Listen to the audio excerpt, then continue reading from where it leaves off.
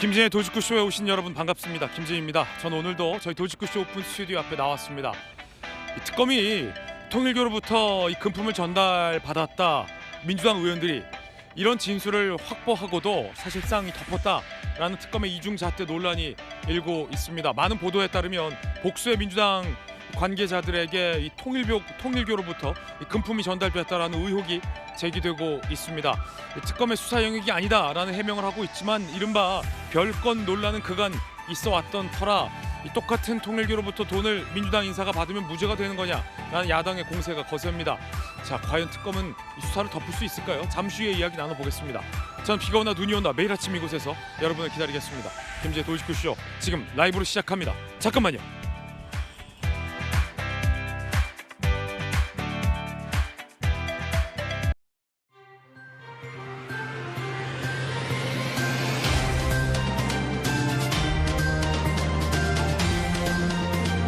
신문 읽어준 남자입니다. 여러 보도에 따르면 민주당의 10여 명에게 통일교가 지원을 했다라는 진술과 정황이 제기됐습니다. 특검이 이를 덮었다는 건데 같은 통일교에서 나온 돈인데 한쪽이 받으면 죄가 되고 한쪽이 받으면 죄가 안 되는지 이게 오늘의 쟁점입니다. 여러분 어떻게 생각하십니까? 잠시 후에 이야기 나눠보겠습니다. 자, 오늘 조간신문 4가지 키워드 준비되어 있습니다. 함께 보시죠. 먼저 첫 번째 키워드입니다. 첫 번째 키워드는 뭘까요? 바로 이겁니다. 우려. 동아일보가 오늘 일면에 쓴 내용입니다. 우려, 이거 어떤 뉴스일까요? 함께 보시죠. 법관 대표들도 민주당과 정부가 추진하겠다는 내란 재판부 플러스 법 왜곡죄에 대해서 위헌의 우려가 있다라는 의견을 표명했습니다. 진보 성향의 이 법관들조차도 내란 재판부는 위헌 요소가 크다라고 사실상 제동을 걸었습니다. 대통령실 관계자가 위헌 요소는 최소화하면서 내란 재판부를 진행하겠다라고 말했지만 그 발언 자체도 애매하다는 지적이 법조계에서 나오고 있습니다. 이어서 다음 키워드입니다. 두 번째 키워드 함께 보시죠. 두 번째 키워드는 압도, 중앙일보 일면입니다. 트럼프 압도적인 대북 협상을 원한다. 미 대사 대리가 정동영 장관과의 면담에서 밝혔습니다. 협상력을 위해서 대북 제재는 유지해야 된다라는 스탠스의 발언이었습니다. 이어서 다음 키워드입니다. 세 번째 키워드는 이겁니다. 허리, 서울경제 화면입니다. 인구 5%가 외국인, 귀화자 한국의 경제 허리를 떠받친다라는 겁니다. 본격적인 이민 다문화 사회로 우리 사회가 전환되고 있다라는 분석 기사입니다. 이런 이민자, 이주자의 80% 이상이 생산 연령 인구로 구성이 돼서 일을 하는 허리층이 되고 있다라는 분석입니다. 심지어 영암 같은 경우는 주민 5명 중 1명이 이런 이주민이다라는 분석도 나와 있습니다. 이어서 다음 키워드입니다. 네 번째 키워드는 건강, 조선일보 이면 기사입니다.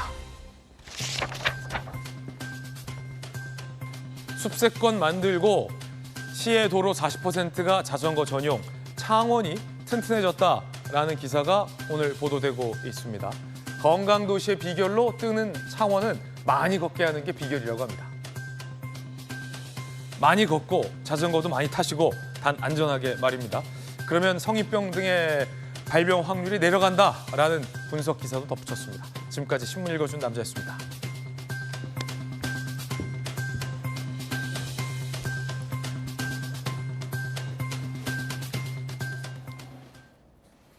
화요일 아침입니다. 오늘 함께하신 전문가들 소개해드리겠습니다. 엘리트 검사 출신의 김광삼 변호사님, 그리고 여가부 장관을 역임하신 김유정 의원님 나오셨습니다. 네, 반갑습니다. 도직구쇼의 안방마님, 우리 김유정 의원님, 그리고 법률 부위원장을 맡고 있는 조기현 변호사님 나오셨습니다. 어서 오세요. 저희들이 선정한 오늘의 가장 중요한 핵심 이슈부터 공개할 텐데, 똑같은 돈인데, 똑같이 통일교에서 나온 돈인데 누가 받으면 죄가 되고 누가 받으면 죄가 안 되는 걸까요? 자, 이 논란이 특검의 수사 이중잣대 논란으로 불거지고 있습니다. 주제 공개합니다.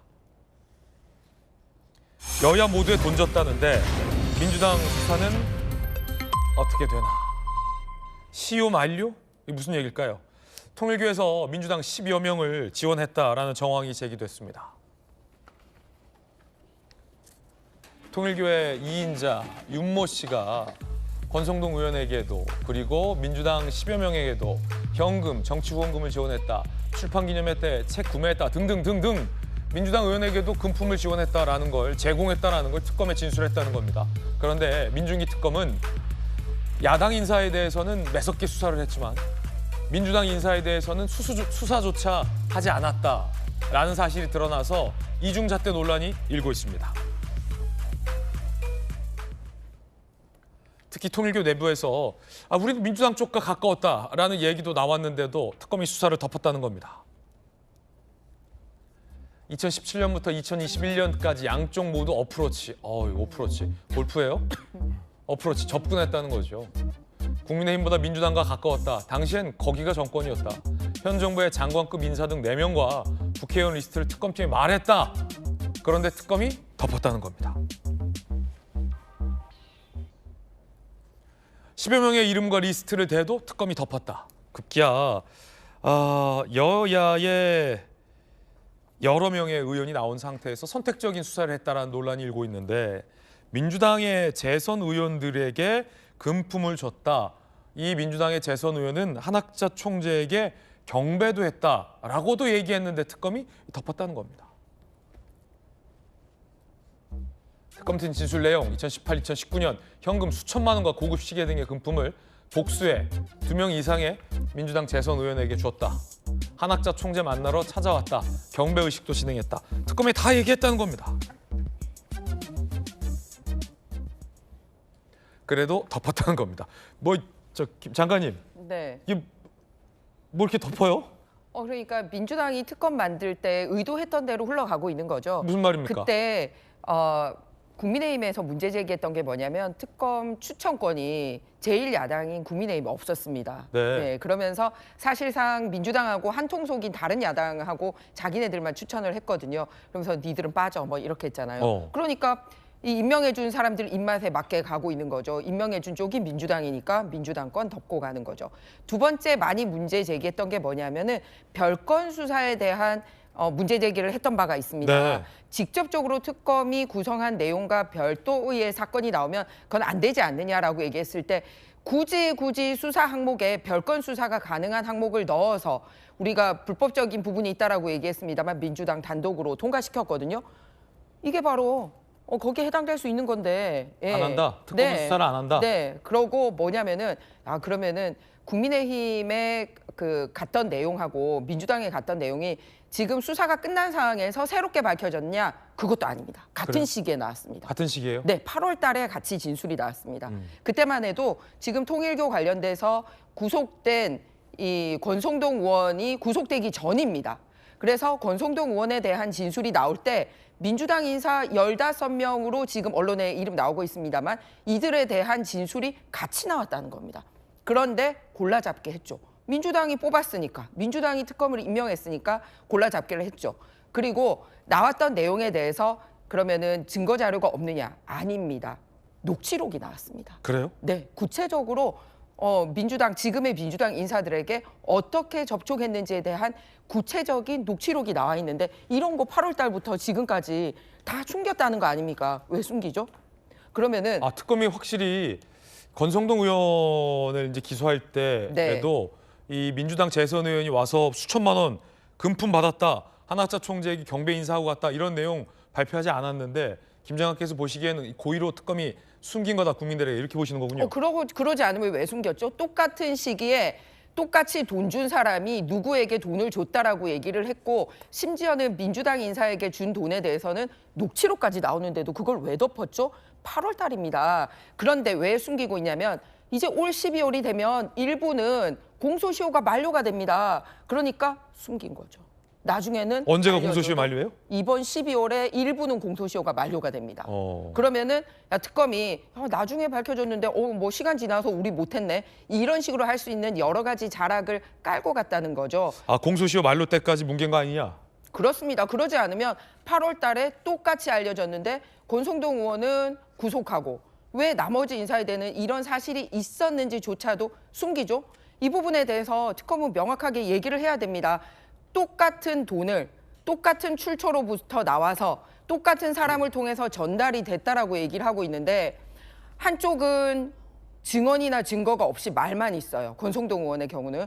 그런데도 구속을 했고 민주당 인사회 같은 경우는 이렇게 녹취록이 나오고 있어요. 그런데 거기에 대해서는 나 몰라라 하고 있고 이거 아니야 이렇게 하고 있습니다. 그러니까 처음에 특검 구성할 때 문제 제기했던 것들이 지금 다 그대로 드러나고 있다. 그러면은 민주당이라는 게 과거에 왜 그 종교에서 이거 돈 내고 사면 이 천당 갈 수 있다. 이거 안 사면 천당 못 간다라고 해서 교회가 개혁되는데 이 불이 붙었지 않습니까? 그러니까 민주당 당원증 가지고 있으면은 이 특검에 수사 안 받고 국민의힘 당원이면 수사 받아 이겁니까? 면죄부입니까? 자, 논란이 지금 뜨겁습니다. 김유정 의원님, 이 동일한 시기에 동일한 사람에게 비슷한 형태의 금품이 전달됐다는 진술이 나온 건데 특검이 취사 선택했다. 의혹 어떻게 보십니까? 일단 8월 달에 진술이 나왔다고 하잖아요. 그러면은 지금 특검에서 얘기하는 것은 이게 특검의 수사 대상은 아니기 때문에 별도의 이제 내사 사건 번호를 부여해서 다른 수사기관에 넘길 거다라고 했나요? 넘겼다고 했나요? 아무튼 넘긴다는 거잖아요. 그러면 이 도대체 8월에 진술을 받았는데 사건 번호를 언제 부여했는지 또 그것도 좀 눈여겨봐야 될 대목인 것 같아요. 네네. 왜냐하면은 그래야만 특검이 좀 오해를 안 받을 것 같거든요. 그래서 일단은 어떤 식으로든 수사는 진행이 된다. 어허. 이게 지금 뭐 특검에서 지금 12월 28일까지 특검 시한이잖아요. 네. 그러니까 물리적 시간의 한계도 있겠죠. 지금 현재로서 이거를 8월에 당시 이제 결정을 했고 논란이 되니까 이제 와서 수사 얘기하는 거 아니냐라는 비판도 거센데. 그래서 사건 번호 부여 시점이 중요한 겁니다. 네. 덮으려고 한 건지 덮으려고 한 건지. 아니면 그때부터 이미 이거는 단순히 수사 대상이 특검의 대상이 아니기 때문에 넘기려고 했던 건지 네네. 예, 그 부분이 이제 오해에 풀 수 있는 단서가 된다고 생각하고요. 이제 이것과 관련해서는 실제로 사실관계를 좀 파악을 해야 될 것 같고 실제로 그 돈을 받은 의원들이 있는 것인지 지금 몇몇 거론되는 그 당사자들에게 물어봤을 때는 아니라고 얘기를 하고 있기 때문에 사실관계 여부, 그다음에 그 줬다는 돈의 어떤 불법성 여부, 또 이 중에는 단순히 출판기념회 같은 데서 그 책을 구입하고 이런 또 경우도 있기 때문에 또 후원금 낸 경우 이런 것들이 과연 적법한지 불법한지 이런 것들을 좀 전반적으로 따져봐야 된다라고 생각을 하고요. 특히 이제 그 윤 본부장, 전 본부장이죠. 이 사람이 내일 12월 10일이니까 내일이네요. 내일 재판에서 다 밝히겠다. 네. 지금 이렇게 얘기를 하고 있기 때문에 내일 뭔가 판도라의 상자가 열리나? 네, 그래서 내일 이제 법정 진술을 조금 지켜봐야 될 대목인 것 같고요. 다만 이제 왜 이 시점에 갑자기 이런 얘기가 이렇게 나왔을까를 생각해 보면 항상 우리는 여당 편이었다라는 얘기인 것 같아요. 특별히 김건희 씨를 포함한 윤석열 정권에만 이렇게 한 게 아니고 통일교가? 아니면 특검이요? 통일교가. 통일교가. 항상 우리는 여당 편이다. 통일교가. 네. 그런 점에서 이제 이 윤 전 본부장이 그런 식의 약간 물타기, 우린 늘 그래왔다라는 걸 주장하기 위해서 이거를 다시 이제 내일 다 말하겠다 이렇게 들고 나온 게 아닌가 생각하는데요. 네네. 그냥 지나갈 수 있는 문제는 아닌 것 아니다. 같아요. 그렇군요. 민주당 경우에도. 그래서 내부에서도 이 문제를 좀 신중하게 고민할 필요가 있는 것 같은데요. 감찰이든 무엇이든. 김유정 의원님의 도직구였습니다. 여야한테 다 로비를 했다. 특히 민주당과 더 가까웠다. 그런데 특검에선 선택적인 수사를 하고 있다라는 논란 보도해드리고 있습니다. 특히나 여러 명 VIP 선물 리스트도 있었다라고 합니다. 통일교가 지난 20대 대선 직전 VIP 선물 리스트를 작성했다는 보도가 한국일보를 중심으로 제기됐습니다. 문재인 정부 청와대 인사, 현 정부 장관급 인사, 윤핵관 당시 야권 인사 골고루 공평하게 정치권 인사 여러 명의 명단을 관리해왔다라는 의혹이 한국일보에서도 보도되고 있습니다. 그런데 특검은 민주당 수사 대상이 아니라는 겁니다. 김건희 특검보 얘기 들어볼까요? 수사 과정에서 윤모 씨의 법정 진술 내용을 청취하고 사건 번호를 부여받아 사건 기록은 만들었다. 다만 그 진술 내용이 특검법상의 수사 대상에 해당하지 않아 특검이 끝나고 나중에 수사기관에 인계할 예정이다. 인계 안 했네요, 김유정 의원님. 특검팀 관계자, 인지한 모든 사건이 수사 대상이 되는 건 아니다. 그러니까 민주당은 특검이 수사할 상황이 아니라는 겁니다.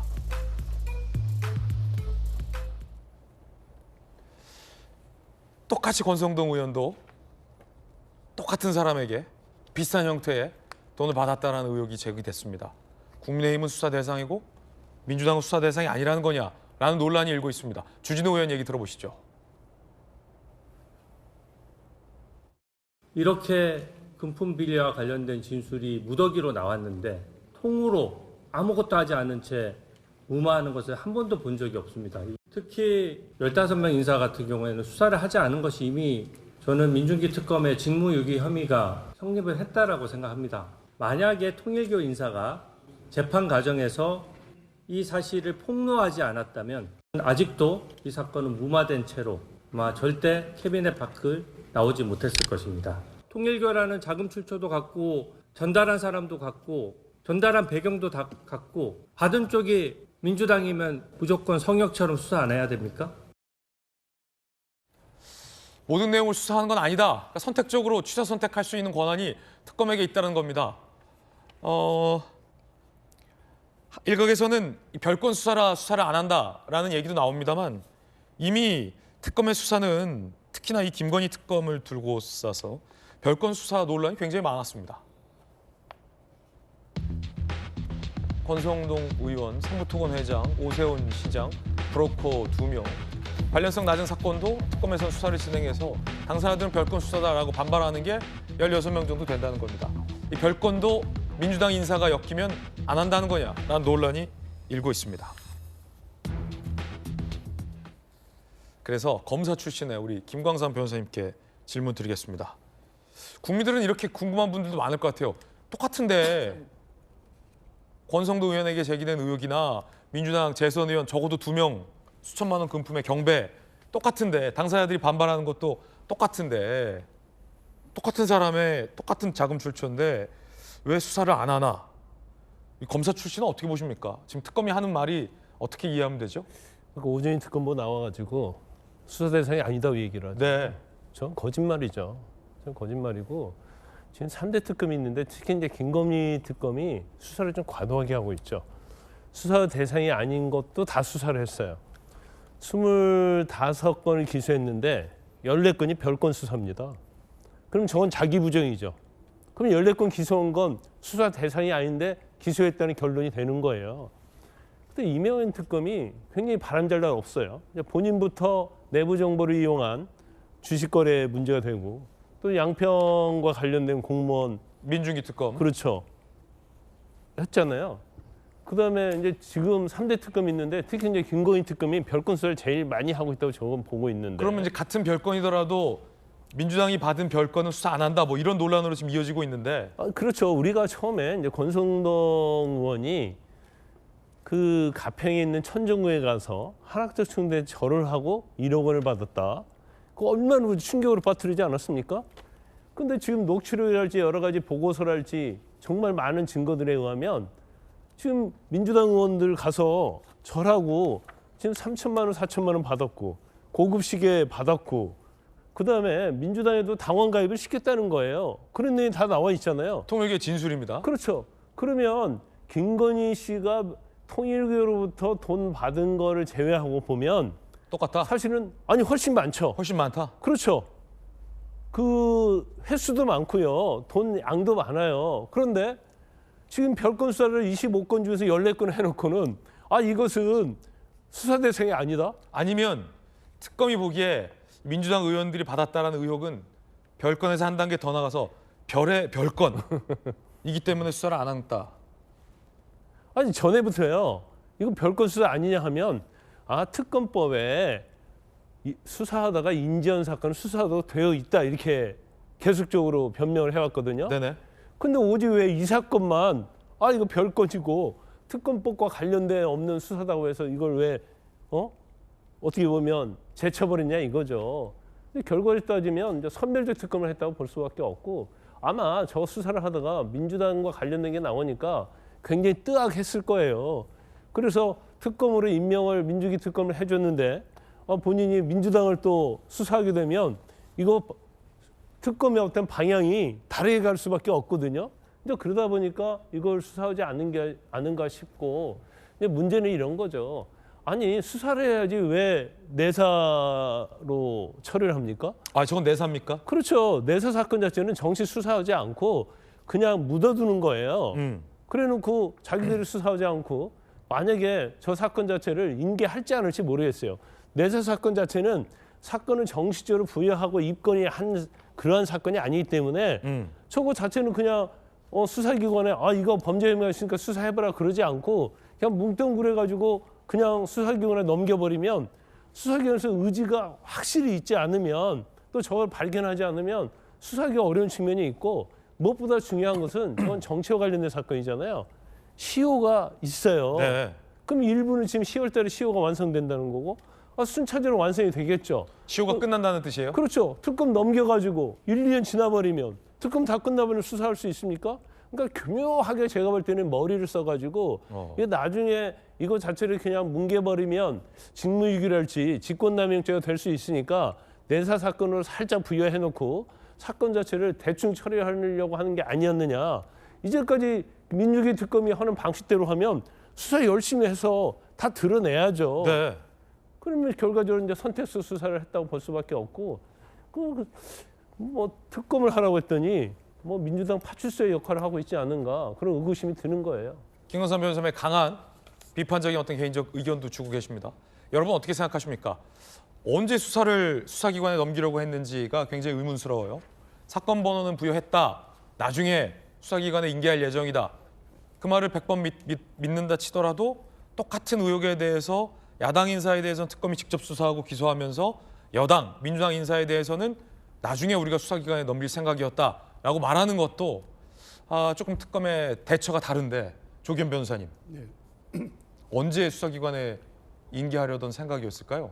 뭐 특검법에 따르면 수사기관이 도과하면 관련된 수사가 미진한 사건 내지 공소 제기하지 않을 사건은 수사기관에 이첩하도록 정해져 있습니다. 네. 아마 수사기간이 끝나면 이 전체 수사 결과 발표와 함께 나머지 잔여 사건을 이첩하는 수순을 갈 거로 봅니다. 근데 이 김건희 특검의 수사 대상은 법률에 엄격히 정해져 있습니다. 예. 그러니까 이 김건희 특검법의 1조는 이 특검의 목적은 2조, 그러니까 수사 대상 1호부터 16호까지 사건의 진상 규명을 위한 특검인 거고 2로 김건희 윤석열 대통령이 도이치모터스 주식회사 상부토건 주가 조작부터 해서 15호까지 사건을 구체적으로 다 명시한 다음에 16호에 관련된 범죄, 인지된 관련 범죄로 해놓고 그 조 2조 3항에서 관련 범죄의 의미까지 정해놨습니다. 그러니까 관련돼서 증거인멸 등의 뭐 범죄 각 그 조금 전에 얘기한 1호부터 15 사건 관련돼서 증거를 통해서 체득한 범죄 수익이 나온 그 원인과 그걸로 인한 처분 범죄 또 1번 사건과 관련돼서 동시에 원인 발생이 된 사건 이래서 수사 대상은 이 특검 2조의 범위 내에서 한정될 수밖에 없는 거고요. 관련해서 인지됐다고 해서 무조건 수사할 수가 없는 겁니다. 특검으로서는. 그래서 어제 특검부가 밝히는 바와 같이 인지됐다는 사실은 확인이 됐고 그래서 별도의 사건 번호를 부여하고 이 사건 기록을 조제해 놨고요. 사건이 끝나고 수사가 끝나면 이첩할 수순으로 예정돼 있던 겁니다. 이게 민주당이라 수사를 안 한 것이 아니라 네. 특검법 2조에 있는 수사 대상과 범위로 볼 수 없다는 판단. 그것도 그냥 임의적 판단이 아니라 관련 범죄에 대한 기존 특검법의 해석상 이런 방식으로 인지된 사건까지는 수사하는 것이 맞지 않다는 판단을 한 거죠. 그렇기 때문에 이 사건 민주당 통일교 관련된 부분 외에도 한학자 총재의 원전 도박 사건도 수사 안 했습니다. 이렇게 인지된 사건인데 수사 안 한 사건이 여러 건이 있을 거예요. 아마 그중에 범죄 혐의가 상당하다고 해서 수사기관에 이첩하는 사건이 있을 것이고 어느 정도 기초 판단을 한 결과 혐의 사실이 범죄에 이르지 않았다고 하면 이첩하지 않겠죠. 그런데 지금 특검이 분명하게 밝히는 바와 같이 특검 수사기 끝나면 이첩하겠다는 거 아닙니까? 무슨 문제가 있는 거죠?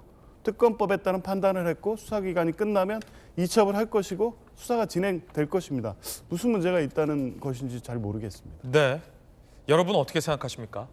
자, 그러자 정치권에선 얼마 전 이재명 대통령이 이 통일교를 지칭해서 해산 명령을 언급한 것이 이른바 통일교 관계자들에 대한 민주당 인사들에게 금품을 전달했다는 의혹에 대한 입틀막 아니냐라는 의혹까지 번지고 있습니다. 대통령 얘기 들어보시죠. 정교 분리 원칙이라고 하는 게 정말로 중요한 원칙인데 이 종교 분리 원칙을 어기고 예를 들면 종교 재단 자체가 조직적 체계적으로 정치 개입한 사례들이 있는데 이게 일본에서는 종교 재단 해산 명령을 했다고 하는 것 같더라고요. 이걸 방치하면 헌정 질서가 파괴될 뿐만 아니라 이게 종교 전쟁 비슷하게 될 수도 있어요. 한동훈 전 대표가 이거 민주당에게 돈 줬다는 건 불지 말라라는 입틀막 경고 아니냐. 종교 해산 명령은 통일교로서는 엄청난 발언이었을 겁니다. 이런 주장도 나왔습니다. 이제야 퍼즐이 맞춰진다. 통일교 돈 받은 민주당 사람 15명. 누가 얼마나 받았기에 대통령까지 나서서 입틀막 하나. 김유정 장관님 어떻게 보십니까?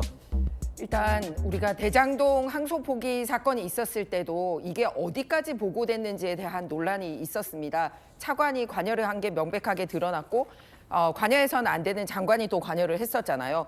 그 과정에서 소위 대통령실과 어떻게 연계가 됐을까라는 부분이 밝혀져야 되는 부분이 있거든요. 그럼 이번에도 마찬가지로 과연 대통령에게 보고가 되었느냐, 소위 대통령에게 직접 보고는 아니라도 민정 라인과는 어떻게 보고가 되었는지도 밝혀져야 될 부분이라는 겁니다. 특검이 그렇습니다. 특검이 똑같은 진술을 이 국민의힘 쪽 인사뿐만 아니라 민주당 인사 무려 15명이나 그것도 실제로 녹취록까지 나온 상황에서 8월 달에 접을 때 단독으로 결정했을까요? 특검 혼자서? 이런 중대한 사안을?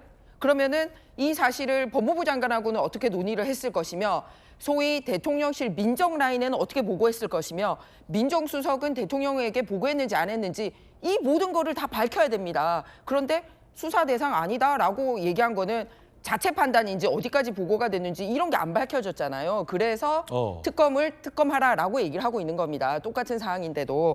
그런데 왜 대통령실에 보고됐을 가능성을 얘기하고 있냐면 직접 언급된 인사가 이재명 대통령 성남 라인을 언급하고 있기 때문에 그렇습니다.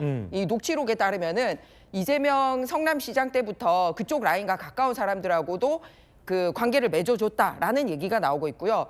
또 하나는 문재인 대통령 쪽 사람하고는 2, 3년간 닦아놓은 게 있다라고 얘기를 해서 선거 목전에 가서 이런 관계를 해둔 게 아니라 아주 오랫동안 관계를 맺어두고 있다. 소위 작업 들어갔다라는 진술이 나오고 있거든요. 예. 그러니까 국민의힘 쪽 인사에게 단순하게 첫 만남에서 거액의 돈이 오갔다라고 일방적인 그 특검의 주장이 있는 것과 달리 민주당 쪽 인사에게는 구체적으로 어떤 방법을 통해서 어떤 라인에게 이렇게 문어발식으로 접근했는지가 얘기가 나오고 있단 말이에요. 아까 그 어프로치. 예.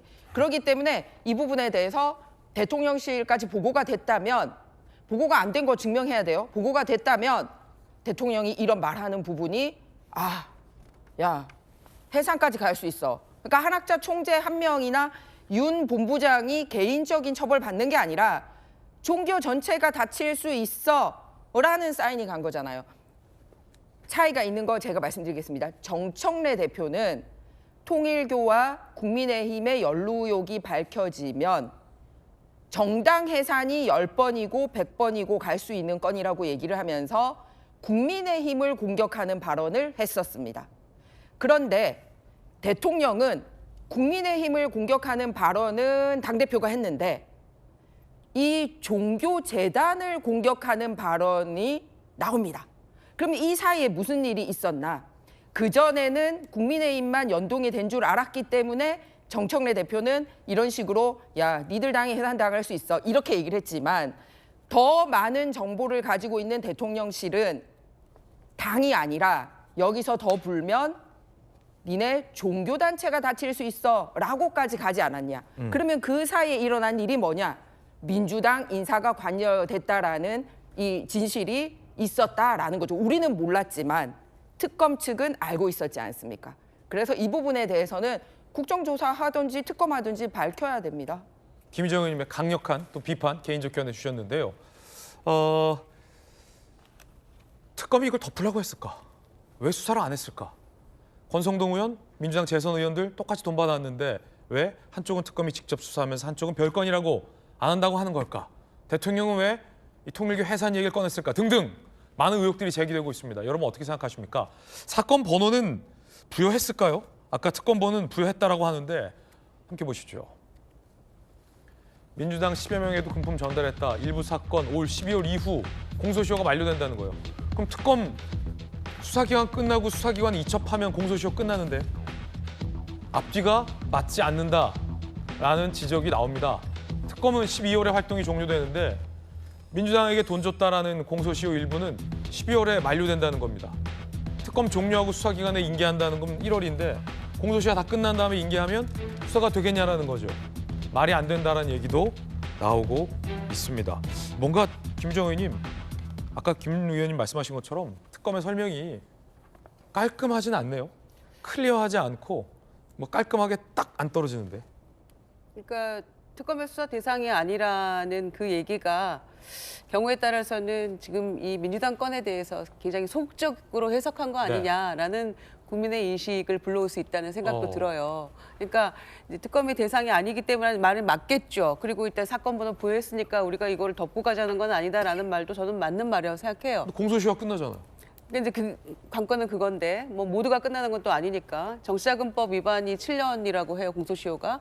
그러면 지금 이번 대선과는 무관하고 2018년, 2019년 그 즈음에 받았다 뭐 이렇게 취지로 줬다 이렇게 네네. 진술이 나왔잖아요. 그러니까 그 부분도 좀 봐야 될 문제인데 중요한 건 뭐 법을 떠나서 국민들의 이 사건에 대한 인식이 저는 굉장히 중요할 것 같은데 네.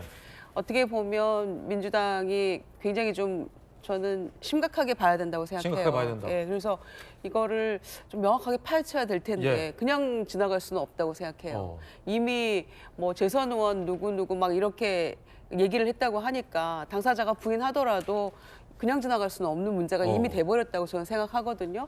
근데 그러는 와중에도 이를테면 하라트 총재한테 가서 인사는 했는데 돈은 안 받고 간 의원이 있다라는 거예요. 저는 오히려 그 의원이 굉장히 궁금합니다.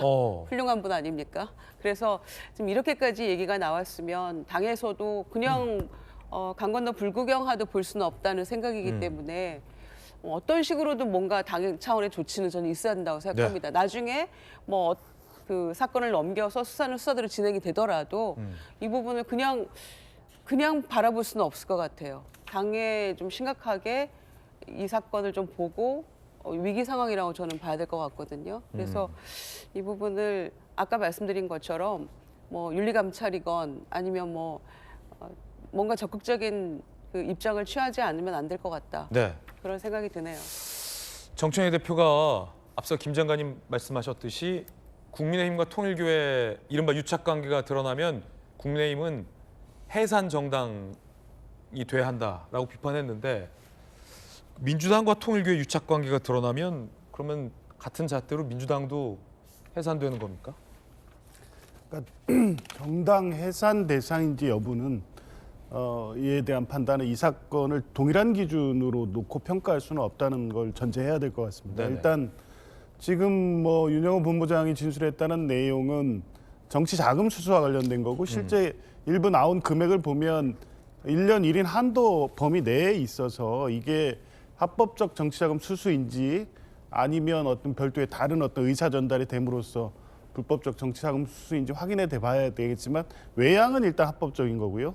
이제 다만 문제가 되는 것은 실제 이 통일교 측을 찾아가서 뭐 시계 또 몇 천만 원 단위의 수수가 있었다는 것이고 이걸 정치자금으로 수수를 한 건지 아니면 뭐 다른 대가성이 결부되어 있는 건지는 모르겠습니다만 이건 다 개별적 비범죄 의혹이에요. 근데 지금 국민의힘 권성동 의원을 축으로 제기된 사건은 이 건진법사를 매개로 해서 네네.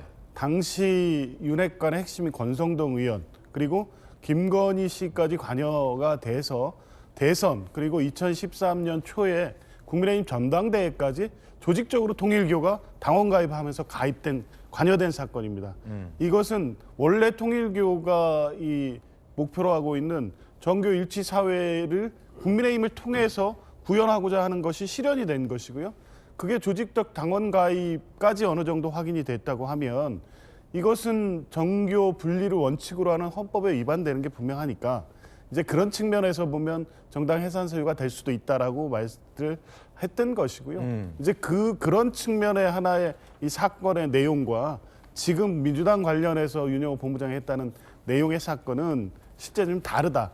동일하게 각 당이 같이 거론됐으니까 똑같은 사건 아니냐 이렇게 평가할 수는 없다고 봅니다. 그런데 KBS 보도를 보니까 김광석 변호사님, 네. 그 당원 가입 문제가 다르다라는 건데 그 저 통일교 윤본부장이 어제 재판에서도 한 총재 재판에서 교인들에게 민주당 당원 가입도 독려했다. 라는 지금 증언도 나왔거든요. 재판에서. 통일교 관련자가 한 말입니다. 민주당도 똑같이 당원 가입을 독려했다. 그러면 이게 지금 다른 점이라고는 건진법사가 꼈냐 안 꼈냐인데 그렇잖아요. 국민의힘의 당원 가입 독려시켰다. 민주당의 당원 가입 독려시켰다. 국민의힘 권성동 의원에게 얼마 줬다. 경배했다. 민주당 의원에게 얼마 줬다. 경배했다. 다 똑같은데 여긴 건진법사가 있었다. 여긴 건진법사가 없었다인데 건진법사 유무에 따라서 별건이 되고 아닌 게 되는 거예요. 제가 몰라서 물어보는 거예요. 법적인 걸. 아니 검진법사가 중간에 끼면 정당 해산 심판 청구 대상이 되고 안 끼면 해산 심판 청구 대상이 안 되고. 그건 헌재에게 물어봐야 될 것 같아요. 명확하게. 아니 그런데요. 이거 자체 이거 뭐 뻔한 거예요. 뻔한 거 가지고 사실은 방어하고 실드 치려면 안 되는 거고. 아니 맞잖아요. 뭐 건진법사 있고 안고를 떠나서 자 권성동에게 돈 준 거 맞고 김건희 씨에게 목걸이 뭐 간 거 맞고 이쪽에 3천만 원, 4천만 원 간 거 맞고 그다음에 고급 시계 간 거 맞고 그다음에 지금 민주당의 현직 장관 한 4명, 장관급 4명과 관련이 있었고 또 저기 천정구에 가서 절한 거 맞고 권성동이 절한 거 맞고 이거 뭐 데칼코마니 아니에요? 더구나 뭐 성남라인과 관계 있다 보니까 이거 파보면 더 큰 게 나올 수 있는 거고 문재인 정부 관계 있는 거 파보면 더 큰 게 나올 수 있고 차이가 뭐가 있냐면 국민의힘 쪽과 이것은 완전히 파가지고 다 드러난 거고 여기는 그냥 녹취록이랄지 그다음에 통일교 내부의 어떤 보고서랄지 그다음에 대화록이랄지 이런 걸 보면 이걸 파면 훨씬 더 큰 게 나올 수 있는 거죠. 근데 이걸 안 팠다는 거 아니에요. 그냥 내버려 두고 방기했다는 거잖아요. 그럼 이거 서로 어떻게 보면 작게 봐도 비슷하고 이걸 수사를 하면 더 커질 수 있는 상황이 아닙니까? 근데 이걸 덮었다는 거 아니에요. 지금 사건 번호를 부여했다고 하는데 사건 번호를 부여하려면 조사해서 피의자를 입건해가지고 사건 번호 부여한 다음에 넘겨야죠. 내산이나 진정 사건 자체는 정식적인 사건 부여라고 볼 수가 없어요. 그냥 이런 의혹이 있으니까 다음 수사기관에서 수사 한번 해보실래요? 그게 내사 사건이고 진정 사건이란 말이에요. 근데 그렇게 해놓고는 우리는 사건 부여를 했다. 그리고 이건 특검 수사 대상이 아니다. 이건 완전 선택적 수사를 하는 거죠. 저거 제가 볼 때는 문제가 되면 전형적인 직무유기예요. 이거 사실은 특검을 해야 하는 게 맞죠. 더군다나 지금 여당이라는 엄청난 큰 당과 관련된 건데 이게 검찰 경찰 수사에서 뭐가 나올 수 있겠어요? 이런 걸 특검하는 거예요. 그럼 민주당이 절대적으로 반대를 하겠죠. 그러면 지금 돈을 받았다는 의원들도 어느 정도 드러났어요. 언론 보도는 안 됐지만 기자들이 연락을 하고 있는 거 아닙니까? 그 정도 사안이라면 특검이 그 사람이 누구고 현직 지금 장관급 4명이 누구 그거 다 지금 특검이 알고 있다는 거 아니에요? 왜 그런 사람까지 다 덮고 그냥 내사 번호만 부여하고 이걸 왜 많은 거예요? 이해가지 않는 거죠. 해병대 특검에서 오동훈 공수처장을 불구속 기소했는데 제대로 제기된 수사를 안 했다라는 혐의로 기소를 했습니다. 과연 그 잣대가 민중이 특검에겐 적용되지 않는 건지에 대한 논란도 뜨거울 걸로 보입니다. 자, 관련된 소식 나오면 또 전해드리겠습니다. 다음 소식입니다. 뜨거운 인물 3인방을 저희들이 선정해봤습니다. 오늘의 핫피플 만나보시죠. 자, 오늘 2명을 선정했어요. 오늘의 핫투. 첫 번째 주인공은 조진웅 씨입니다. 여권에서 조진웅 씨를 감싸는 발언들이 난무하고 있습니다. 조진웅 씨의 과거 범죄가 어디까지인지 잘 모르시면서 피해자가 있을 텐데 이렇게 막 감싸도 되는 거냐라는 논란이 한 축에 있습니다. 그런데 이분들의 주장은 소년원 근처 안 당겨본 청춘이 어딨냐라는 발언으로 옹호를 하는데 소년 시절이 아니라 스타가 되고 나서도 감독과 후배 배우를 때렸다는 폭로가 나왔고요. 내가 맞았다라는 감독 본인도 등판했습니다. 이쯤 되면 소년범 차원의 문제만은 아닌 것 같습니다. 신인 배우 A씨 회식 자리에서 노래 부르기 거절하자 얼음 던지고 폭언을 했다. 배우 B씨와 C씨, 매니저 D씨와 E씨 술자리에서 조진웅에게 뺨 맞고 발길질 당했다. 매니저 F씨, 과거도 문제지만 현재도 문제니까 문제다. 당연한 말을 했습니다. 다큐멘터리 감독 허철 감독이 본인 등판했어요. 조진웅 11년 전 아무 이유 없이 가격을 했다. 기억이 안 난다고 며칠 지나도 사과 안 한다. 과거 이력 알게 돼 용서의 마음이 올라왔다. 뒤늦게 이런 얘기를 했지만 내가 갑자기 조진웅에게 주먹으로 맞았다. 얼굴을. 싸울 틈도 없이 주변에서 뜯어 말려서 일방적으로 맞았다. 그 이후 TV에서 조진웅 얼굴만 나와도 분노가 치밀어서 껐다. 맞았다는 감독 본인도 등판을 한 상황입니다. 이거 어떻게 된 겁니까? 이 잠시 후에 이 여권 일각에서 조진웅 씨를 두둔하는 것에 대한 논란도 우리가 다뤄보겠지만 그분들의 논리가 에이, 어린 시절 이런 거거든요. 근데 지금 얘기되는 건 성인 이후 급기야 이름이 알려진 이후 유명해진 이후에도 후배 배우들과 매니저들 감독까지 때렸다는 건 아닙니까? 맞았다는 본인 감독이 나왔지 어떻게 된 겁니까 이게? 네, 그래서 소년 시절 얘기가 아닌데요. 사실 공직자뿐만 아니라 이제 유명한 이제 방송이나 연예인들은 사실상 공인이죠. 그렇기 때문에 그분들이 어떤 삶을 살아왔고 또 현재 어떤 삶을 살고 있는지가 상당히 영향이 큽니다. 그런데 과거 소년범 시절의 일만 있는 게 아니라 성인이 된 이후에도 알려지지 않았던 여러 가지 일들이 있었고 본인은 그거를 스스로가 잘 알고 있기 때문에 문제 제기가 되자마자 하루 만에 본인이 은퇴 선언한 거 아닙니까? 아니 감독을 왜 때려요? 예. 감독 때린 건 좀 심한 건 아닙니까? 예, 그런데 사실 갑을 관계에 있어서 배우 입장에서는 가장 갑이 될 수 있는 감독까지도 때렸다. 그리고 그 회식 자리 가서 본인이 원하는 노래를 부르지 않는다고 얼음을 던졌다. 이런 거는 현행범이거든요. 그러니까 과거에 소년이었던 이 조 배우가 있었던 것뿐만 아니라 성인이 되고 지금 이렇게 일반인들에게 보여주는 이미지와는 달리 뒷단에서는 여전히 반성과 교화가 없는 모습이다라고 나오고 있거든요. 그런데 이거를 소년범이다. 지금 멀쩡하게 잘 살고 있지 않냐. 사회가 이렇게 매도해서는 안 된다라고 얘기를 하고 있어요. 그런데 왜 이 연예인에 대해서만 소위 사회 지도층이라고 할 수 있는 모든 사람들이 실제 대중 이 연예인 계층이 아닌 분들이 나서서 얘기를 합니까? 소위 민주당 현 여당 지지 연예인으로서 적극적으로 활동한 사람이니까 이런 일을 하고 있어요. 아까 통일교에서도 잣대가 국민의힘이냐 민주당이냐 그 잣대만 달랐지 일어난 일은 똑같았는데 잣대가 달라지 않습니까? 이번에도 마찬가지예요. 만약에 정말 이 야권을 지지했던 연예인에게서 이런 일이 일어났어도 여러분들은 똑같이 얘기할 겁니까? 그리고 소년범이 아닌 게 밝혀졌는데 지금은 뭐라고 얘기할 겁니까? 그리고 이 당한 사람, 내 딸이 20살 간 넘은 내 딸이 그런 정말 더러운 피해를 입고 그 집에 끌려 들어와서 돈까지 끄집어서 갔는데 일말의 반성조차 없이 저렇게 날마다 스크린에서 얼굴을 보고 그거를 보는 딸이 괴로워하고 있었는데 그걸 내 딸이라고 생각을 해보세요. 그런 말을 할 수 있겠는지. 정말로 교화가 이루어졌다라는 게 증명이 되고 있질 않습니다. 그런데 본인이 아니라 여러 사람들이 참전해서 같이 가해를 하고 있는 거예요. 옛날의 피해자에게. 더 피눈물을 흘리고 있을 겁니다. 절대 우리 사회가 네. 단순하게 프레임 전환을 해서 포장지만 바꾼다고 해서 진실이 가려지지 않습니다. 방금 언급하신 1994년도 그 사건이 실제 조준영 씨가 연루된지는 확인을 해봐야 됩니다. 조 씨는 성범죄 의혹에는 가담하지 않았다라고만 부인하고 있다는 사실도 밝혀드립니다. 자, 지금 많은 사람들이 조진웅 씨가 배우로 이름을 알려진 이후에 폭행을 당했다라는 얘기를 하고 있는데 이것도 혹시 철없을 때 한 짓이다라고 두둔이 될까 잘 모르겠습니다. 얼음을 던졌다 후배 배우에게.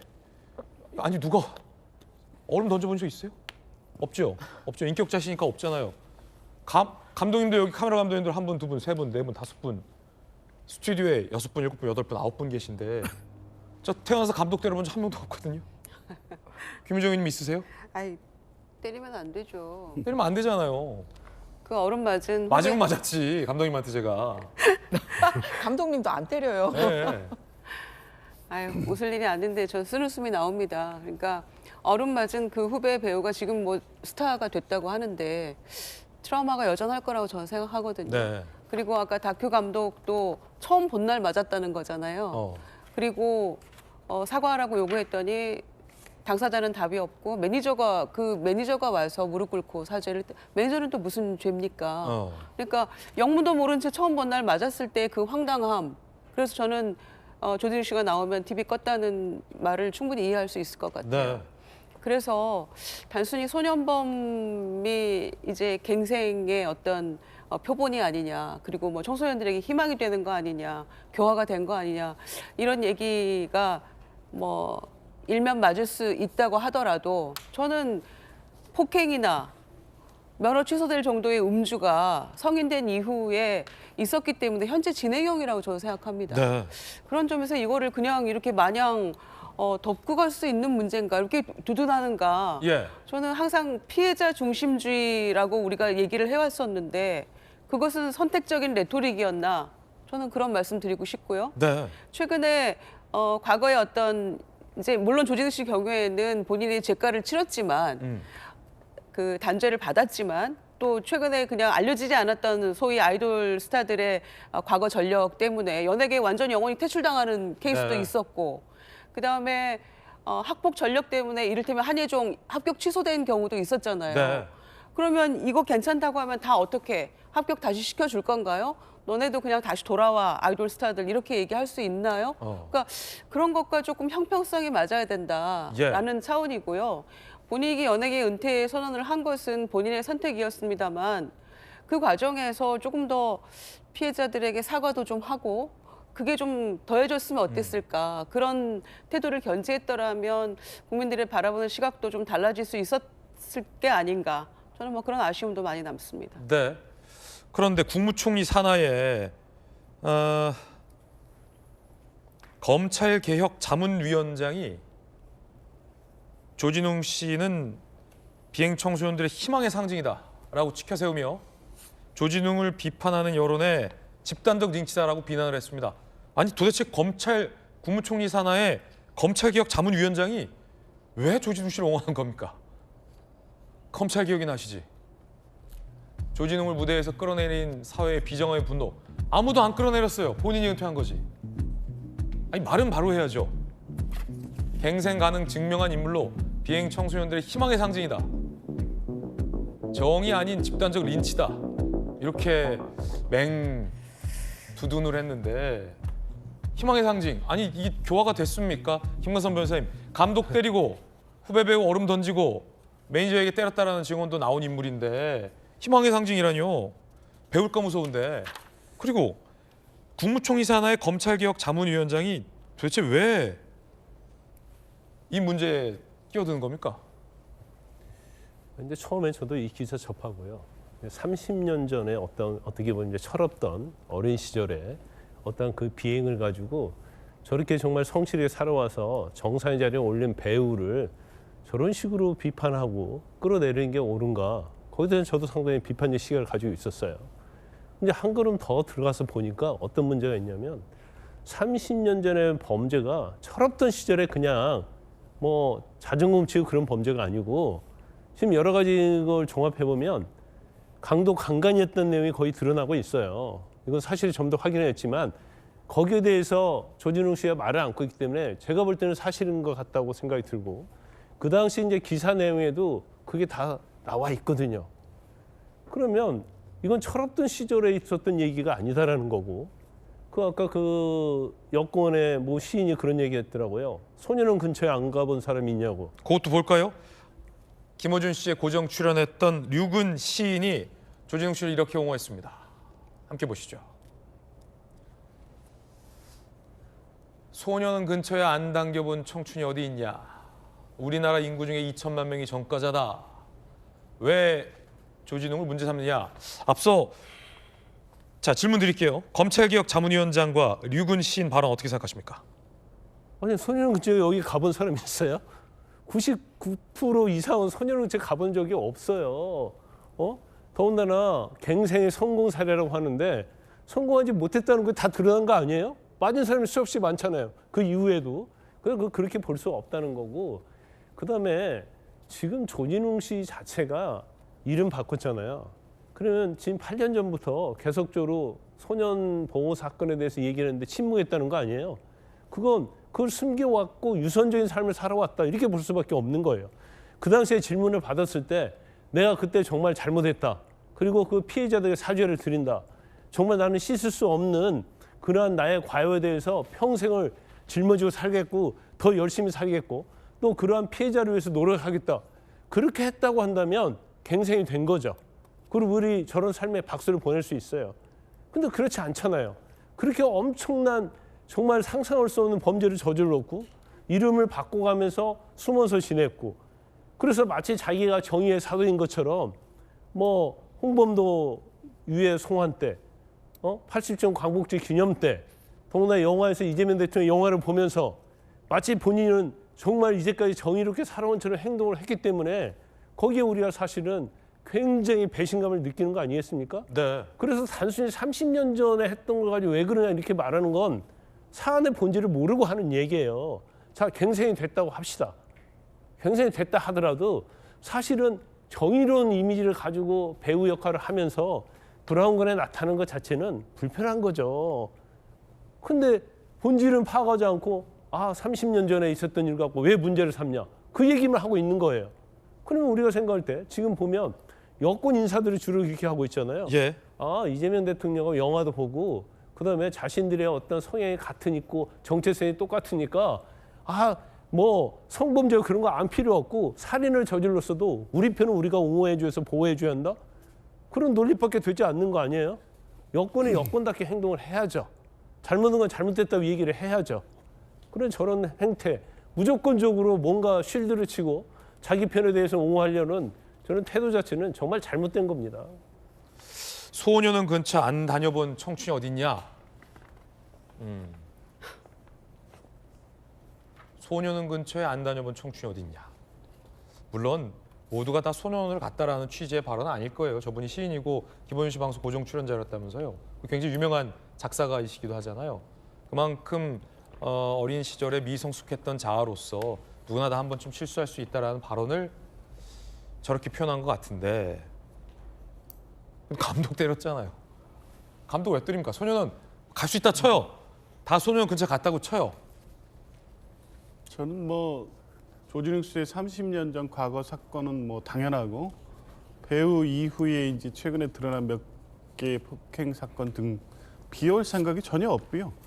뭐 알게 된 이상 기분이 좋지 않습니다. 그리고 내가 알았던 조진웅의 배우에 대한 실망감 당연한 거고요. 근데 관련해서 지금 나오는 발언들을 여권, 친여권 이렇게 구분해서 이 조진웅을 비호하고 내 편이니까 감싼다. 이렇게 볼 일은 아닌 것 같습니다. 그냥 본인의 소신에 따른 발언들을 하는 거예요.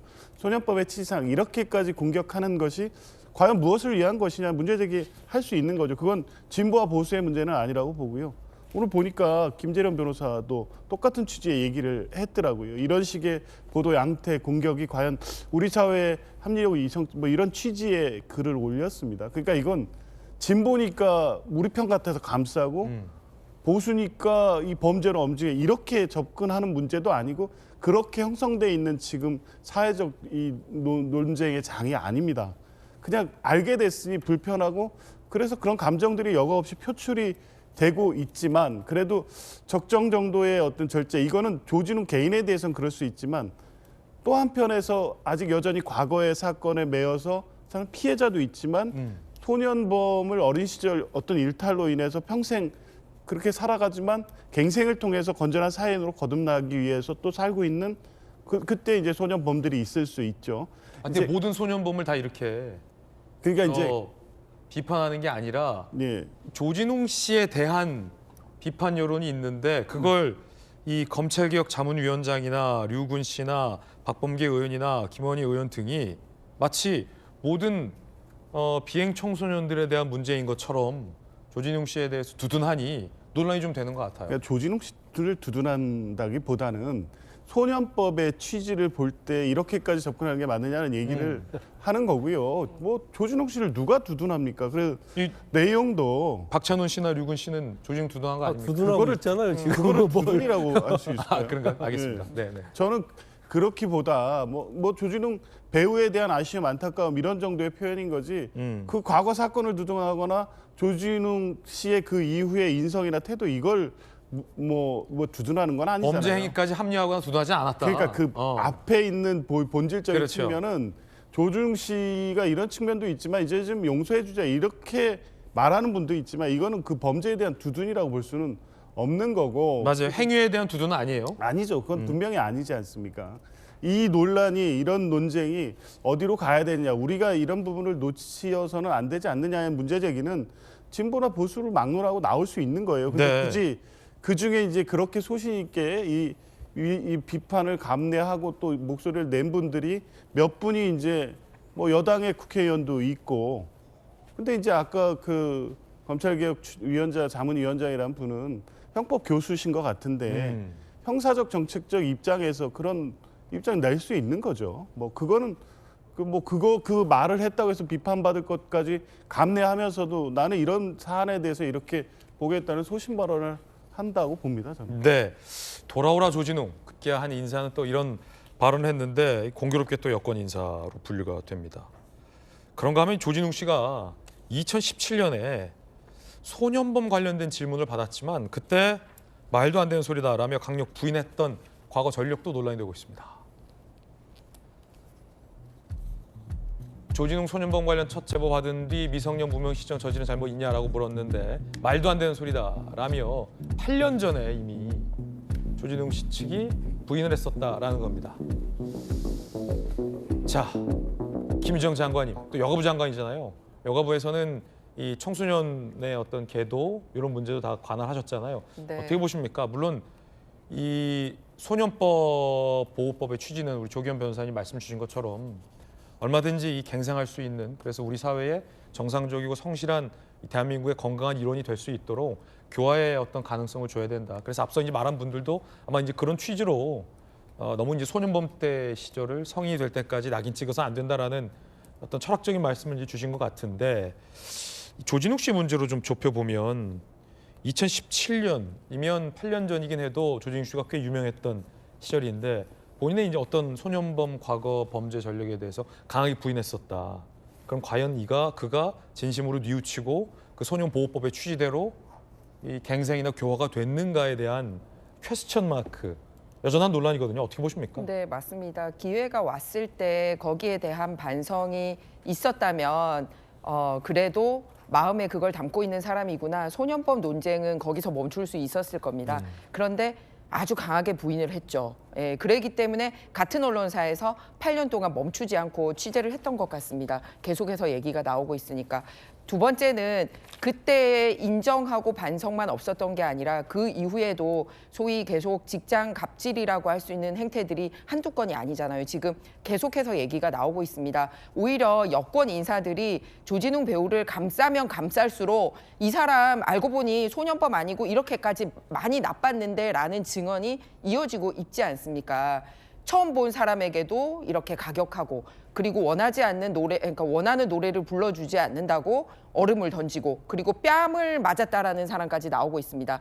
발길질을 당했다라는 증언까지 나오고 있습니다. 더군다나 그 8년 전에 부인한 거에 이어서 본인이 주변 배우나 스태프들에게 이런 폭행을 가하면서 2022년에는 고용노동부에 직장 갑질 신고 영상을, 홍보 영상을 또 찍었더라고요. 그렇기 때문에 이런 상반되는 모습들을 가까이서 본 분들이 굉장히 많이 상처를 받았다.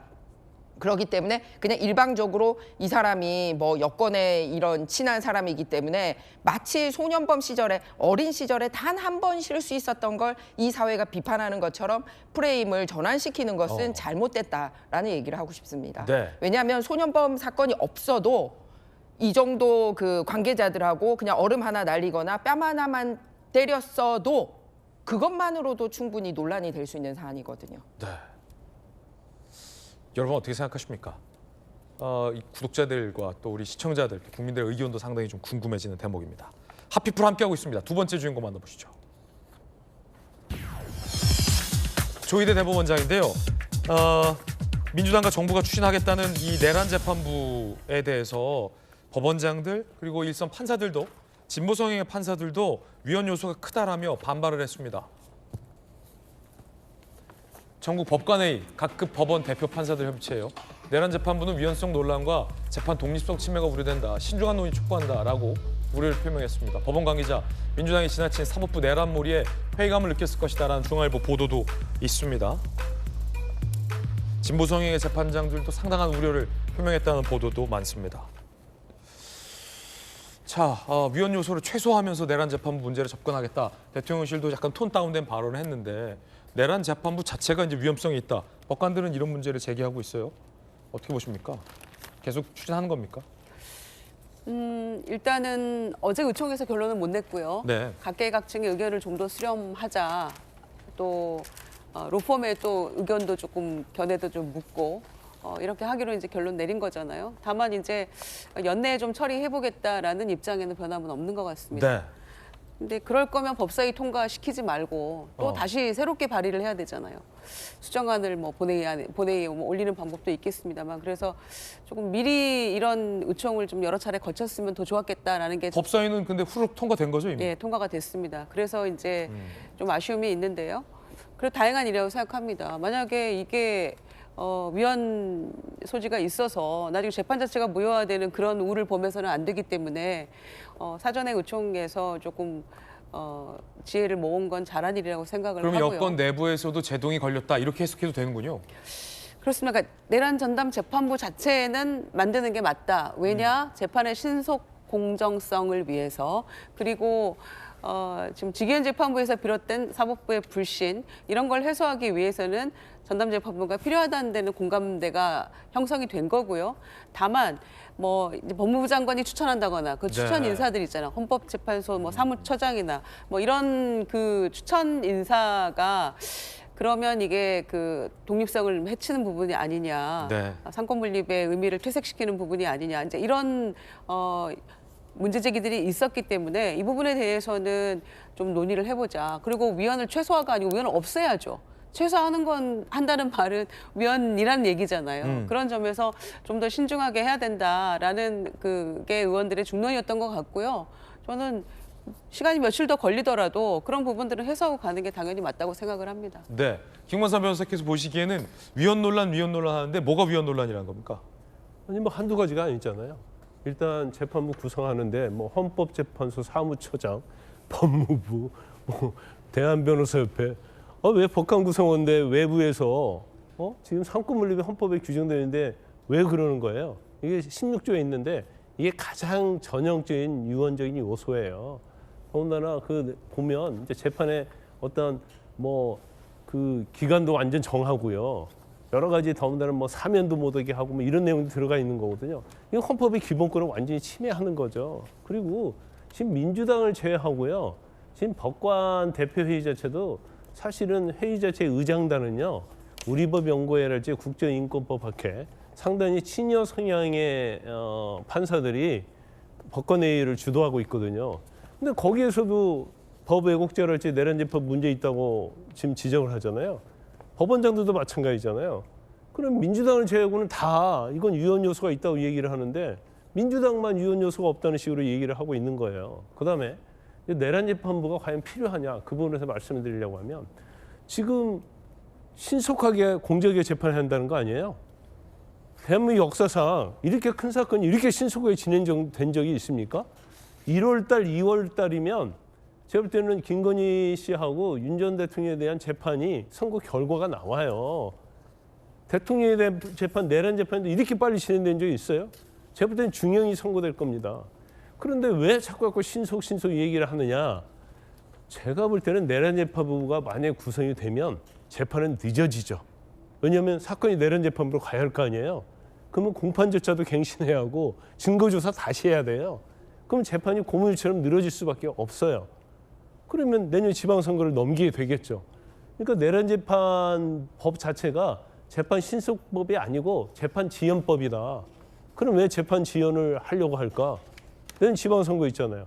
재판 지연이 늦어질수록 전략적으로 보면 민주당에 유리하니까 속내는 그게 아닌가라는 의심이 저는 하고 있거든요. 그래서 이거 자체가 집단은 뭐 여러 가지 공론화 과정을 거치겠다고 하는데 일단 워낙 내란 재판부를 만들겠다는 그런 신념이 민주당이 확고하기 때문에 뭐 만들어지긴 만들어지는데 이제 어느 정도의 유언 요소가 없어지느냐 그걸 봐야 할 것 같습니다. 일단 의총에서는 제동이 걸렸다. 이 소식도 전달해 드립니다. 다음 소식입니다.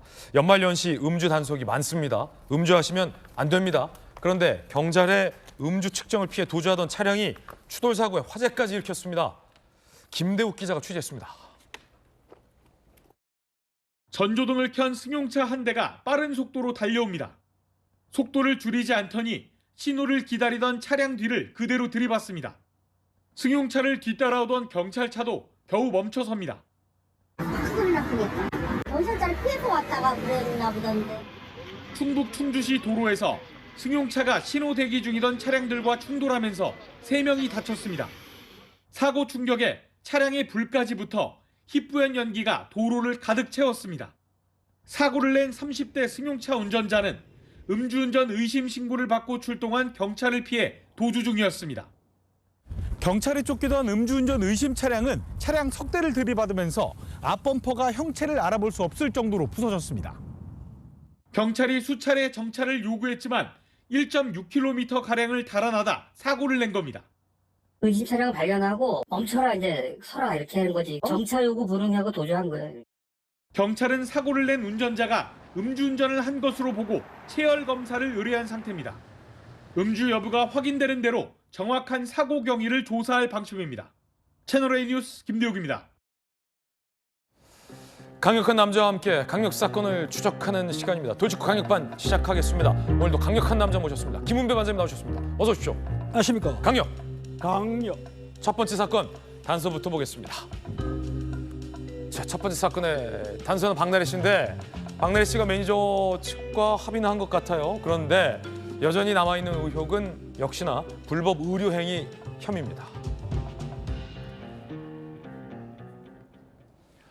자, 박나래 씨가 방송 활동 중단을 선언했어요. 전 매니저와 대면의 오해와 불신을 풀었다. 깊이 반성하고 있다. 프로그램 동료에 민폐 끼칠 수 없다며 방송 활동을 중단하기로 했습니다. 아직까지 해소되지 않은 의혹이 있기 때문입니다. 바로 불법 의료 혐의입니다. 의료기관이 아닌 곳에서 주사 이모에게 링거 맞고 우울증 치료제를 대리 처방받았다. 디스패치 보도 내용이 나왔고요. 2023년 4월부터 주사 이모의 자택 등에서 의료 시술을 했다. 초반엔 의사라 소개했지만 명함엔 의료인 관련된 설명이 없었다. 반장님, 저분이 의사면 뭐 박나래 씨 해명이 맞다고 할 수 있지만 저분이 의사가 아니라면 불법입니까? 그렇습니다. 불법 의료행위를 한 것으로 지금 추정되고 있는데 알다시피 저 주사 이모라는 글씨는 제가 현직에서도 수사를 했습니다. 아, 그래요? 주사 이모는 사실은 의료인이 아닌데도 일반인이라든지 전직 간호사나 조무사분들이 그 주사는 놓을 수 있으니까 직접 방문을 해서 주사를 놓는 걸 주사 이모라 불렀는데 네. 이번에 박나래 씨 같은 경우에 본인이 의사라고는 했지만은 실제적으로 그 의협에서는 뭐라고 말하냐면은 네. 이 주사 이모가 이 씨라고 하는데 그분이 중국 내몽골에 있는 포땡 대학에서 교수로 있었고 12, 13년 동안 자기가 의료 공부를 했다라고 주장을 하지 않습니까? 그런데 의협에서 확인해 봤더니 실제적으로 중국에 있는 162개 의과대학 중에 저분이 있는 대학이 없어요. 그래요? 단지 포땡이라는 병원은 있습니다. 근데 병원의 종사자가 2,000명인데 거기에도 확인을 해봤더니 이름이 없다는 거예요. 그러니까 의협에서는 저 주사 이모라는 사람은 완전히 가짜다. 의사 면허 없이 하는 것이다. 만약에 의사 면허가 중국에서 받았다 하더라도 한국에 와서는 시험을 볼 수가 없기 때문에 한국 의사 면허를 받아서 의사 자격증을 취득해야 되는데도 불구하고 안 했다고 하니까 불법 의료 행위다. 라고 해서 지금 고발한 걸로 알고 있습니다. 네. 의협 측의 입장도 나왔는데 국내 의사 면허가 없다. 확인이 안 된다. 의협은 이런 입장이고요. 의사 호소인이다. 이런 말까지 있었습니다. 자, 주사 임원은 이런 글을 올렸다 내렸고 의협 측은 이런 얘기하고 있습니다. 대리 처방과 비대면 처방, 금지된 의약품 사용된 정황이 있다. 수사 필요하다. 의협에서 이런 얘기는 했고 전 의협 회장은 의사 호소인이다. 복지부 발급 의사 면허가 없다. 저희 채널A에 이렇게 얘기하기도 했습니다. 들어보시죠. 주사가 어떠한 경로로 구입되어서 어떻게 환자의 위해가 강해질지를 파악이 어렵기 때문에 복지부가 명확하게 진상 조사를 하고 거기 후속적인 조치를 취해야 된다는 게 대한의사협회에서 가지고 있는 의사면허 데이터베이스가 있습니다. 현재까지 나와 있는 정보를 바탕으로 확인해 봤을 때 의사면허를 가지지 못한 것으로 지금 확인이 되고 있습니다. 반장님, 뭐 내몽고의 의대가 없다 뭐 이런 논란 차치하고서라도 국내 의사 면허가 없는데 박나래 씨는 합법적이다라고 얘기하고 있어요. 어떻게 된 겁니까? 그러니까 이제 그 이모 씨라는 그 주사 이모가 사실은 본인이 의사라고 했기 때문에 박나래 씨는 그 믿었다는 얘기고 실제적으로 명함 같은 경우에 자세하게 쓰진 않았던 것 같아요. 단지 소개를 받아서 의사라고 하니까 믿었다는 얘기인데 요거는 좀 의혹이 있는 상황이고 어찌됐든 간에 그분이 의사라고 하더라도 왕진은 좀 여러 가지 사정 없으면 안 되는 거거든요. 그런데 네.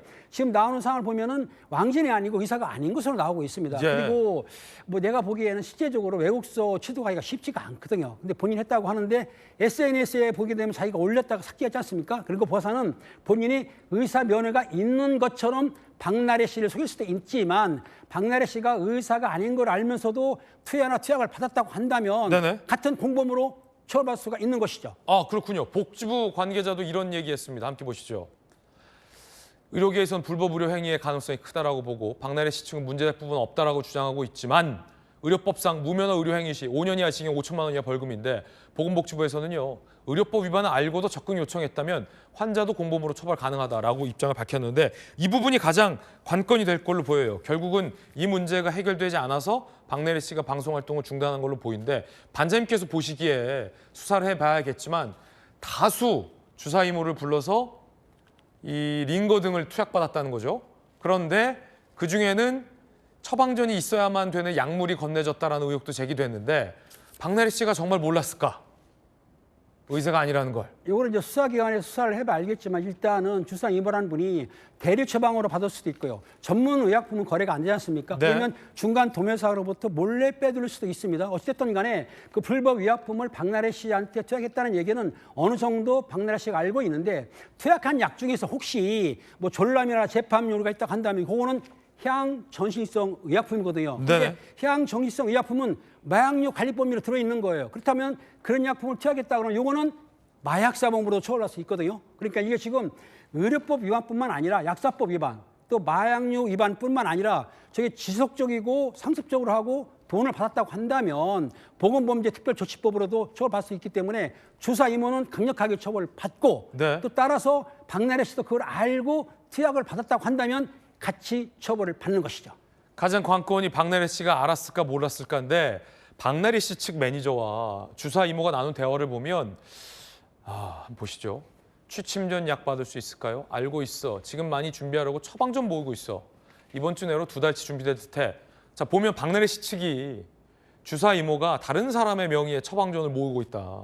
그렇죠. 라는 시사에 발언을 하면 예. 저게 합법이 아니라는 것을 박나래 씨 측도 저 문자상으로 보면 그렇죠. 왜냐하면 알고 있었다는 얘기도 처방전을 모으고 있다는 얘기는 다른 사람의 처방 받은 것을 내가 모으고 있다는 거 아닙니까? 그럼 박나래 씨가 처방을 받은 게 아니라는 얘기죠. 그렇다면 내가 받을 때 내가 처방을 받아서 받는 게 아니라 남의 처방을 받는 약으로 투약받았다는 걸 박나래 씨가 알고 있었다. 이런 것이 나타나는 것입니다. 그런데 박나래 씨 측은 다 합법이다라고 주장하잖아요. 어떻게 된 겁니까? 그러니까 박나래 씨는 합법이라고 하지만 실제적으로 경찰에서 수사를 하다 보면은 의사 면허라든지 약 구입 같은 거 확인하게 되면은 다 드러나니까 저거는 말뿐인 것이지 조사하면 다 나오게 돼 있습니다. 취재진이 주사 이모의 어떤 사무실 이런 곳을 찾아가 봤다고 합니다. SNS 프로필에는 내몽고 포땡 의대병원 한국성형센터장 A메디그룹 대표로 돼 있는데 A메디그룹 서울 강남 소재 사무실은 5년째 임대료를 장기 미납한 상태라고 합니다.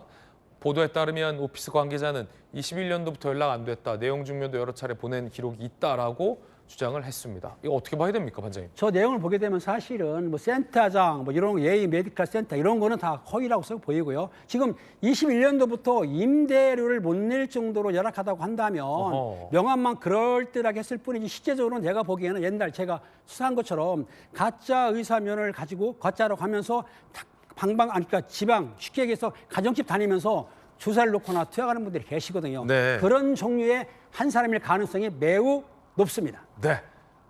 보다 더 자세한 경찰의 수사 내용 결과 나오면 또 반장님과 함께 짚어보겠습니다. 첫 번째 강력 사건이었고요. 두 번째 사건 만나보시죠. 두 번째 강력 사건의 단서는 손흥민 씨입니다. 캡틴, 제가 참 좋아하는 선수인데 손흥민에게 이른바 임신 협박을 했던 그 여성들 징역 4년을 선고받았습니다. 여성은 징역 4년, 남자친구는 징역 2년을 선고받았습니다. 3억 원을 뜯어가고 7천만 원을 또 뜯어가려고 했었죠. 그런데 1심 판사님이 꾸짖었습니다. 죄질이 안 좋다. 손흥민 아이라고 주장하지만 받아들이기가 어렵다. 유명인인 점을 빌미로 큰 돈을 뜯어냈다. 유명인인 점을 이용해 광고주와 언론 알리는 등을 실행했다. 반장님, 제일 황당했던 건 제가 이 재판을 보면서 이겁니다. 저 여성 누구의 아이인지 확인도 안 해봤다는 거예요.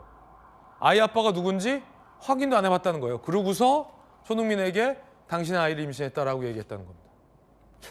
저 내용이 그렇습니다. 저 여성 양모 씨라는 여성인데 그 여성 같은 경우에는 임신을 한 거는 맞다고 합니다. 네. 그런데 임신했을 때 다수의 남자를 만났는데 그중에 손땡땡 선수를 만난 것도 맞는 것 같아요. 그러니까 손흥민 선수 다 나왔습니다. 지금. 손흥민 선수가 그 여성을 만났기 때문에 그렇게 자기 아이를 임신했다 그러고 요구하니까는 어쩔 수 없이 3억을 주면서 그 계약서를 비밀 계약서를 썼습니다. 손흥민 없는 선수 걸 하자. 마음고생 심했겠군요. 엄청 심했죠. 왜냐면 유명인이기 때문에 어떤 언론에 노출되면은 데미지가 있기 때문에. 그런데 3억을 받았으면 끝냈어야 되는데도 불구하고 자기 애인인 용모 씨랑 또 얘기를 해서 내가 이런 일이 있어서 3억 받았어. 근데 썼어. 그러니까 용모 씨가 그 양모 씨랑 같이 범행을 모의를 해서 다시 또 7천만 원을 요구를 했습니다. 그래서 실제적으로 양모 씨 같은 경우는 공갈죄 플러스 공갈 미수죄로 4년을 선고를 받았고, 그렇죠. 용모 씨 같은 경우에는 사실은 7천만 원을 요구를 했지만은 손흥민 씨가 어떤 생각을 했냐면은 내가 이번에 3억을 줬어.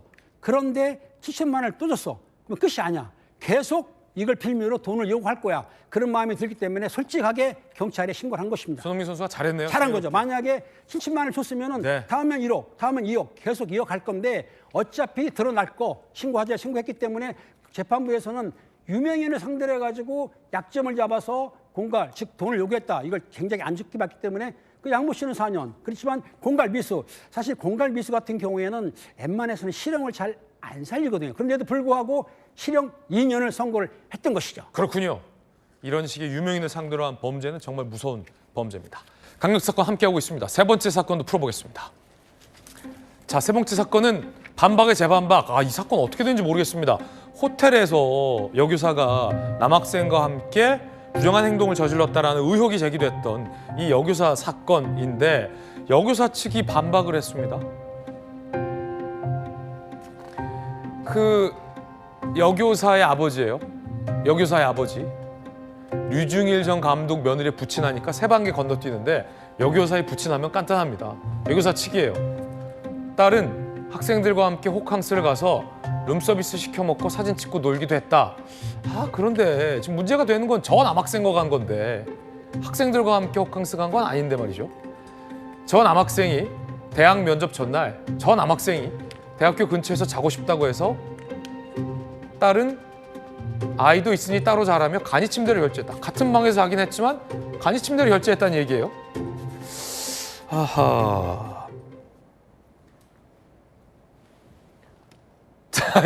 글쎄요, 반박의 재반박이라고 하는데 저는 사실 잘 이해가 안 돼요, 솔직하게.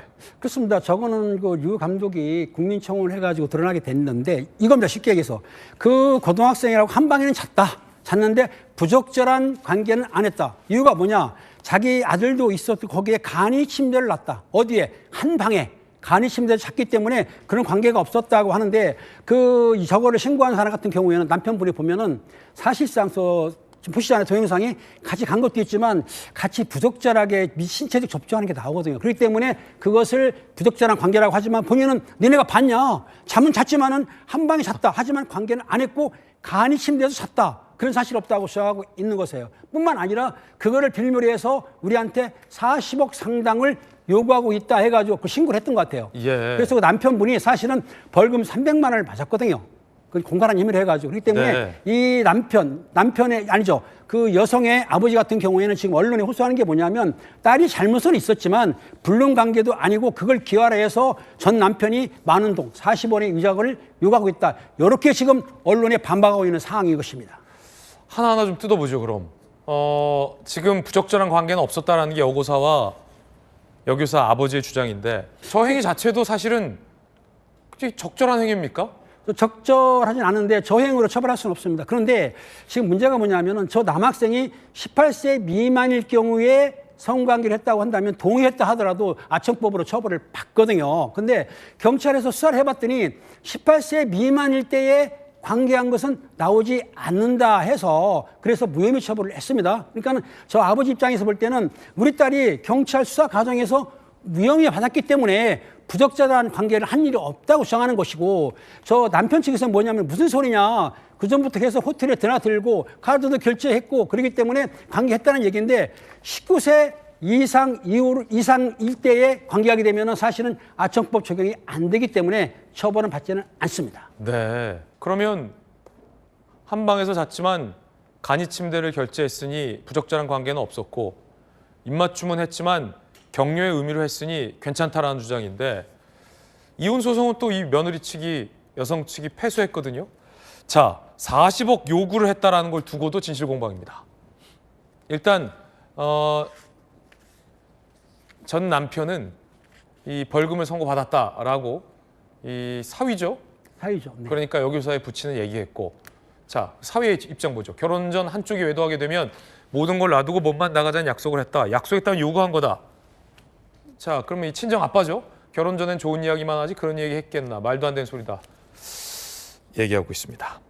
반장님, 뭐 좀 봐야겠지만 검찰이 무혐의를 적용한 것도 수사기관도 불륜을 했냐 안 했냐에 대한 게 아니라 저 남학생에 대한 이른바 아동, 학대에 그렇죠. 해당하느냐 아니냐에 대해서 동의가 있냐 없냐를 봤던 것이죠. 증거가 불충분하다고 된 거잖아요. 그렇죠. 네. 그러니까 여교사 측은 검찰에서 불기소 받았으니까 이미 받았으니까 예. 불륜이 아니다라고 하지만 엄밀하게 보면 그건 아니에요.